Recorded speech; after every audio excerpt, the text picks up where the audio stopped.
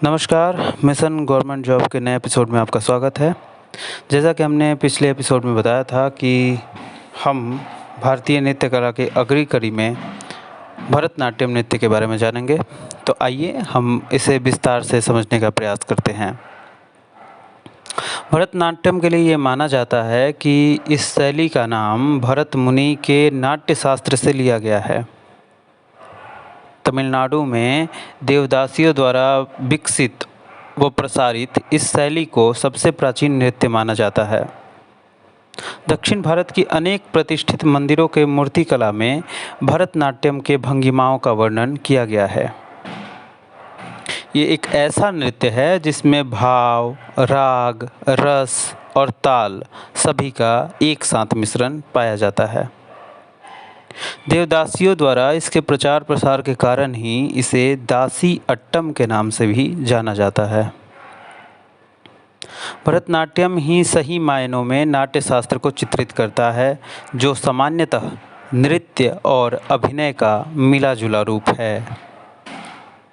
भरतनाट्यम का शाब्दिक अर्थ देखा जाए तो भ का अर्थ होता है भाव यानी इमोशन, र का अर्थ होता है राग यानी म्यूजिकल नोट्स, त का अर्थ होता है ताल यानी रिदम, नाट्य का अर्थ है नाटक यानी ड्रामा।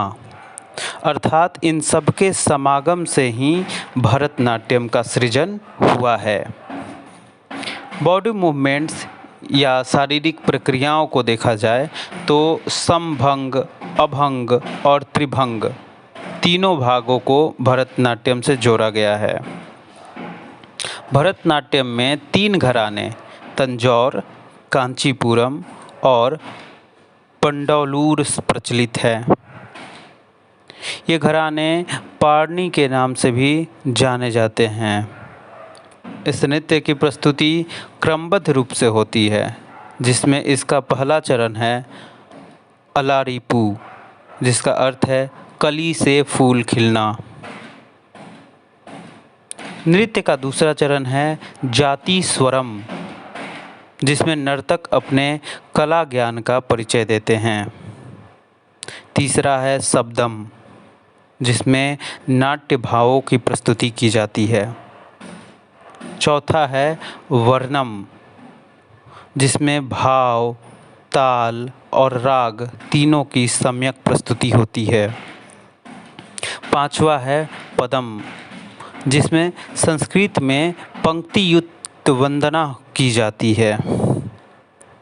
नृत्य का अंतिम अंश है तिल्लाना, जिसमें नारी सौंदर्य का बेहतरीन प्रदर्शन किया जाता है। भरतनाट्यम में कर्नाटक शैली का संगीत इस्तेमाल किया जाता है।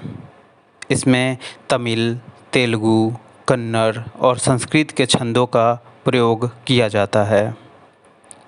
इसमें मृदंग, वीणा, बांसुरी, वायलिन इत्यादि वाद्य यंत्रों का प्रयोग किया जाता है। आधुनिक कला में भरतनाट्यम को प्रतिष्ठापित करने का श्रेय ई कृष्ण अय्यर को जाता है। अगर भरतनाट्यम की कुछ प्रमुख नृत्यांगनाओं के बारे में बात की जाए तो इनके नाम हैं अरुंडेल, यामिनी कृष्णमूर्ति, रुक्मिणी देवी, सोनल मानसिंह, मृणालिनी साराभाई और पद्मा सुब्रमण्यम।